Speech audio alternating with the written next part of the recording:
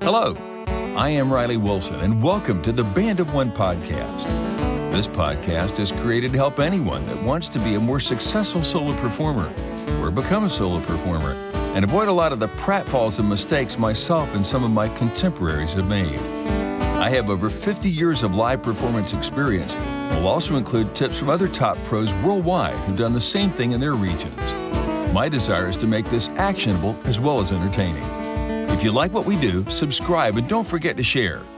Here's part 2 of my interview with guitarist, vocalist, harmonica player, singer-songwriter Yancey Stevens. All right, now, one of the things earlier you mentioned, and we need to talk about that, and that's recordings. I know that you did the Circulate record, but you've done some other recordings. Obviously, we'll have to have a place for people that may want to get copies of that from you, but what other, have you done any solo recordings with just you and your voice and the harmonica or anything like that? Yes. Kim O'Connor's bass player, Luke Nichols, he had a studio over in, I'm trying to remember. Is it Farmersville? Now. It was south of Fort Worth. Crowley, over in Crowley. Yeah. I went over there and I made a CD of 16 cowboy songs. After I got through, that was just me solo. After I did that, I had my keyboard player from my band who played accordion and the bass player who could play stand-up bass, brought them in and added them and did the same 16 songs as a three-piece. Already had all of my parts down, so I added in the bass and the accordion and their harmony vocals. And so I made 2 CDs at once there. One was just me by myself with no harmonies, just guitar, harmonica, my voice, and my feet. I actually recorded my feet. And then after that was completed, I brought David Cure, that's my keyboard player, incredible keyboard player, and he played the accordion when we did strolling cowboy gigs because, you didn't use electricity. And then John Harvey, who played on the acoustic bass. And I just laid their tracks down on the bass and the accordion and then added their vocals. And so we had a 3-part cowboy trio. Wow, that's really cool. So not just playing solo, but also recording solo as well as doing some fleshed out things. Let me ask you a question along those lines. What were some of the odd gigs or some of the unusual or maybe just fun gigs you did as a solo player? Oh, man, that's a good question. I got hired by the city of Fort Worth so many times I couldn't count them. They would have me just go down on the street and play. It's almost like I was busking. Yep. I was not supposed to take tips, but I did. People come up and give you a tip. They get offended if you don't take it. Absolutely. Why would we deny them that pleasure? Yeah, I know. And they're not supposed to see me taking a tip. So they would come up, I'd be singing, and I'd point at my sound hole on the guitar, and I'd say, in the middle of a verse, I'd say, drop the money in the hole. That's so funny. And they would do that. And sometimes when I got through playing down there, I'd have to shake like, $50 out of my guitar. Wow. That's so cool. You know what? I can jog your memory about a gig you and me and Kim all 3 did together. And this is going back probably the late 90s, but somehow Kim, who was, again, the kind of the master of ceremonies of putting all this stuff together, had a dozen bus tour. And it was a bunch of folks going from Dallas, I think, to Fort Worth or to Arlington or somewhere. And we were supposed to get in our cowboy gear, right, hat and boots and jeans and guitars, and play and sing as we're riding across the freeway from Dallas to Fort Worth. Do you remember that? I do. I remember that very well. And the reason I remember that, they put 3 cowboys on each bus. You remember that? I do, yeah. Okay. Well, on my bus, it was me and the bass player from Breckenridge. They just put a guitar in his hand and told him to go there, and he just kind of sang along with me. But the third one was not a cowboy, it was a cowgirl, and it was Miss Devon. I can't remember her last name, but she was the yodeling cowgirl that was in Toy Story. She's at the first one, I think it was the first one, she's the one who's at the end of that. Oh, wow. She's one of my Facebook friends. I think she's very attractive, but when she did that, they wouldn't let her, they had, she's singing with the New Riders. Is that what they call themselves? The cowboy group? Yep. She was singing, they were playing the music, and she was the yodeling cowgirl, but they didn't want her in there, so it's her voice, but they had an actress lip syncing her voice on the video. Wow. When you look at it. It's not her, but she's still playing around here quite a bit. She's all over Texas playing right now. She became very popular and famous off of just that. On Facebook, I get all these. She's always sending where she's playing, and so she's doing a lot of work right now. That's great. One of the nice things about any area, and I think you probably would agree with this, but I think it's important wherever you are, meet the other musicians, get out and try and let people know who you are and what you do. And of course, publicity is always an important thing about getting work. But I want to talk about your feet. My what? Your feet. You said you use your feet on the gig. So stamp this one out for us. What are you doing with your feet, Yancey? You got to wash them every day. Now, do you have a special soap you use to wash these feet? No, I'm just kidding. What I do with my feet is, it's just like a lot of times I take a special board that I had that I varnished, and it would give me a good sound. I don't wear taps or anything. I just wear cowboy boots, and when I'm doing it, I'll just kind of, it's like you're marching almost, but you're doing either 1 or 3 for the measures, or 2 or 4. Unless you're doing a waltz, then you're going to just do 1. Yeah. The first beat of each measure. And so it's hard to say, but I don't like do ballet dancing or anything. I just give a rhythm as kind of a steady rhythm, like a bass drum going along with your music. So I'm not going to be able to ask you to go on Dancing with the Stars? No, I won't do that. Now, so let's say you're playing in a fairly big gig. It's 50, 100 people. Obviously, you got to have amplification. Do you have a mic on the board, or what do you use? Oh, when I'm playing solo with the cowboy thing? Yeah. Actually, if they're asking for amplification at this point, I add a rider to my contract and say, you're going to have to hire a sound company, because I am not going to set it up and I'm not going to tear it down. Interesting. So it literally is just you, the guitar, the harmonica. Right. And the trio was hired by, I don't know if I've got the name right, but it was the ladies of construction. It was all ladies, females, that were construction bosses from across the country, and it was at the what is that big hotel there in Dallas? You're talking about not the Westin, but the Rats. I can see it on the 35 right now. Yeah, it's on when you're going south. It's on the right hand side. Yeah. Anyway, I've played a lot there, but it was there. They wanted us to play Cowboy Trio, and I remember we were Cowboy Trio. They had one song that we had to learn for that, which was Taking Care of Business by Bachman Turner Overdrive. Cowboy Trio playing that. When they booked us, they had a stage there that they wanted us to play some music on the stage. And I told them, I said, we're totally acoustic. And I said, but if you get a good sound company, they can mic us. And they did. They hired to put a writer in the contract, got a sound company there, and they mic'd us. And we played on the stage and did Taking Care of Business at the appropriate time, and a bunch of other songs too. By the way, the room we're thinking about, the hotel, is the Wyndham Anatole. That's it.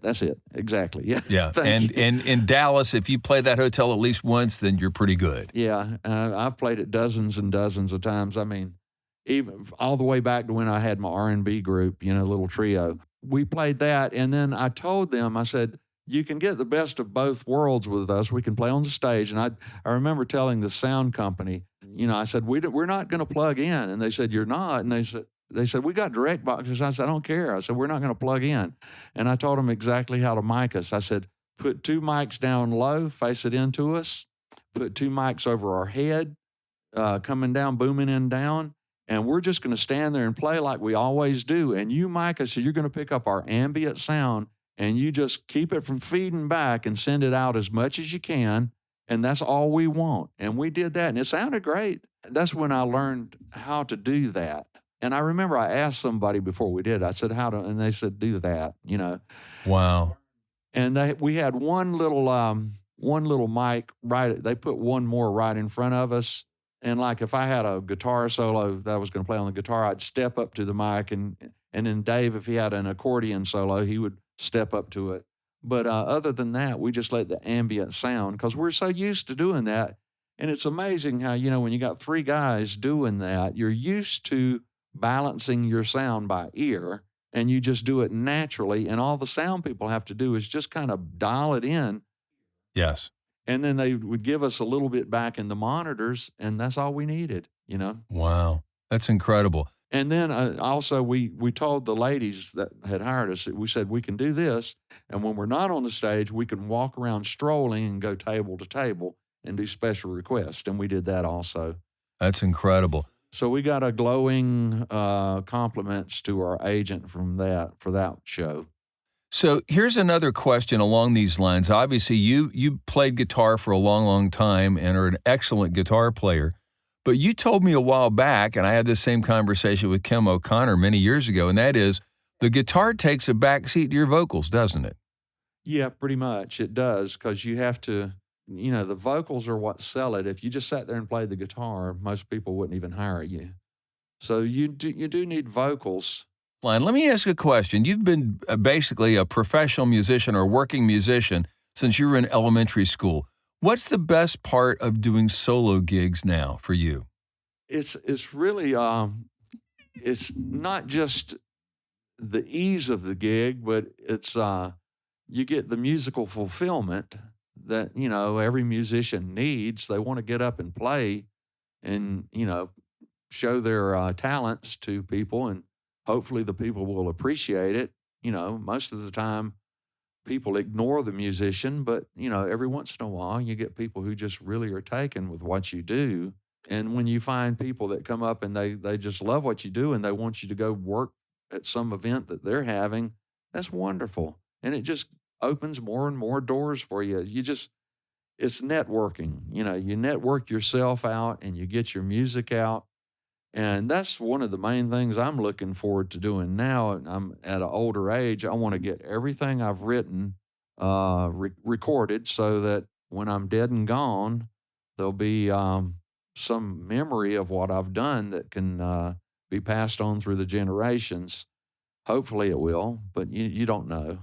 Well, I think that's something that all of us want to do. That one of the main reasons for this podcast is that I know people like you. Of course, we had friends with people like Kim O'Connor. There's so many other players, not just here in Texas, musicians that I've known from the Carolinas, from my time in California at music school, et cetera. And I think it's really important that those of us that have something to say, that have some accumulated skills and some knowledge, share it with people just getting going. Imagine hearing this information when you were 18 years old or 21 years of age, and somebody says, hey, you know what?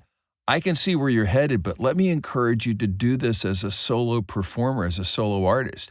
I couldn't conceive of that until probably 2 years before I moved to Texas.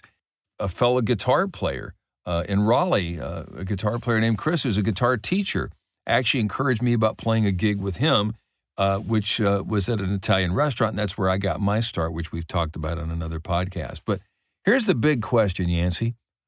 Would you have pursued this life of music, including guitar and bands and school and gigs and all that? Would you pursue it now, knowing what knowing now what you know now? Would you pursue it back then? Oh, absolutely. But there's some things I would have done differently. As a matter of fact, my daughter, who has just turned 23 yesterday, she's a world-class violinist. I mean, she's about to graduate from the University of North Texas. She plays circles around me. I mean, she started playing the violin when she was in diapers, and it amazes me how good she is. I started playing in church a while back, picking up jobs here and there, working for churches, and I got into contemporary Christian music that way. But she started playing with me at the last church job I had, just by accident, totally by accident, and now she's the choir director in that church. But I told her, I said, if there's only one thing I can tell you to do now that I wish I had done when I was back at your age, it's start writing. Start writing a song a week. And I'll tell all you musicians out there, start writing. That is the gift that never stops giving. If you can get just one, if you can like write 1,000 songs and you can just get one of them on Billboard's Top 100, country, rock, it doesn't matter what genre, just get one of them there. It's going to pay you for the rest of your life. You look at a person like Dean Dillon, songwriter. He's written multiple #1 hits in the country genre for George Strait, Alan Jackson, on and on. He's a multimillionaire now, and he hardly plays gigs. That is where the money is, and I wish I would have done that when I started doing that when I was 18.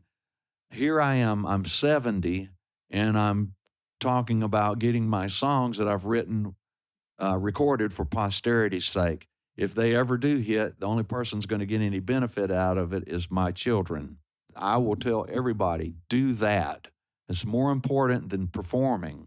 Get your songs written and record them. Don't worry about the copywriting. Once you write them and you play them in front of people, they're copywritten. If somebody steals your music, feel complimented. You can get a lawyer and you'll get money out of him. It's not hard to prove you wrote a song. Just look at George Harrison, what they got out of him for My Sweet Lord. He wrote that by accident. It was in his subconscious, but he wrote it, and they were able to get a verdict out of it. But he wrote so many other hit songs, he gets millions of dollars of royalties from his other songs. Well, for example, I put out one record, one CD called Circulate, and I didn't get any royalties out of it because I did get royalties, but it was accidental. I did the record myself, paid for it myself. I owned my own publishing company. I advise everybody to do that. Get your own publishing company.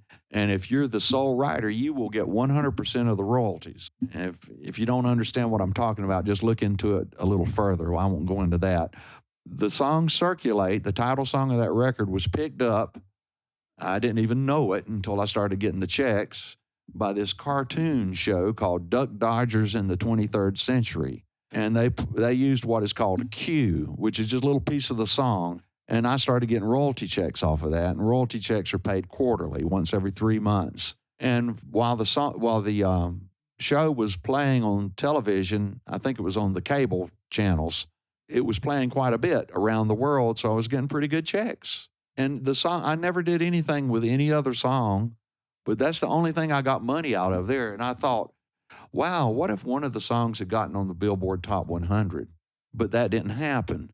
But I do have a friend in Cleburne by the name of Paul Frazier who co-wrote Amarillo by Morning, which was recorded by George Strait. He did not own his publishing company. The publishing company was somebody else. And if you don't know, the publishing company gets 50% of the royalties. That's why you should own your publishing company. He was a 25% shareholder in the song Amarillo by Morning. I asked him when I was playing in Cleburne, recorded Circulate, somebody sent him out there saying that I needed some songs for my record. He brought me a CD with 10 songs on it. They were all great. He's a good songwriter. And I asked him, I said, Paul, when Amarillo by Morning went #1, how much did you get in royalties? He says, my first check was over $10,000. And I said, how much are you getting now? Because it was way past it being a hit. He says, well, he said, it varies. He said, but every quarter I get at least $500. One song. He's never had any other hit. And he has 25% of the royalties on that song. Well, that song, for those folks that don't live in Texas, is still a huge tune. In fact, half of my gigs, I can't go without playing it. I played it for a show today. So, absolutely. Wonderful. Yancey, this has been really illuminating and really eye-opening. I've learned a lot, and I'm sure that our listening audience has as well. Anything you'd like to add before we wrap up today? What I would like to add is that if you're going to do it, if you're going to play music, practice at least 30 minutes a day.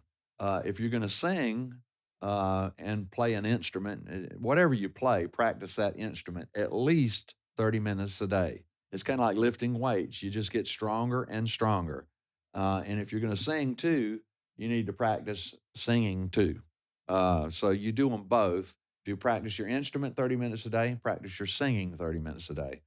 And then if you're going to write, which I suggest you do as much of that as possible. Try to write a song a week. That's terrific. That's terrific. Finally, do you have a website or something like that we can refer people to that might want to get a copy of Circulate or some of your other recordings? No, I don't. I did have a website, but since I'm semi-retired, I was paying a lot for the website, and I just let it go. If somebody wanted to get, I don't have any more Circulate. I only printed 1,000 copies of that. As a matter of fact, I had a friend of mine come by. When I got Circulate made, I had cassette tapes made too, which was kind of stupid because they were going obsolete at the time. And even the CDs are obsolete now. But he came by and I gave him about 15 cassette tapes left, and I gave them all to this friend of mine because I told him, I said, I'm semi-retired. I said, but I want to just get out and start doing some sit-down solo gigs that's not really any pressure to it. I'll just go out and play. And he wants to book me. He wants to get into the booking of it. So I told him, I said, I tell you what, you book me, I'll give you a standard agent's cut. We'll just have some fun doing it. And I said, you can have these tapes to give to people if you want to. And I don't have any CDs left because I only made 1,000 and I sold all of them. The only thing that I have is the Solo Cowboy CD and the Cowboy Trio CD. I do have those. And if somebody wanted to get some of those, they could just email me at yanceystevens@gmail.com, and I'd, just give me your information. I'll mail you one. Terrific, terrific. Well, Yancey, thank you very much. As I said, this has been a learning experience for me, and it's been fun to get this recorded and hope people like it. You've been listening to the Band of One podcast. I'm Riley Wilson, and thanks for joining us. If you have ideas for upcoming episodes, we'd love to hear from you. Get in touch with us at your convenience. You can also contact me directly at guitarmadesimpler.com. See you next time.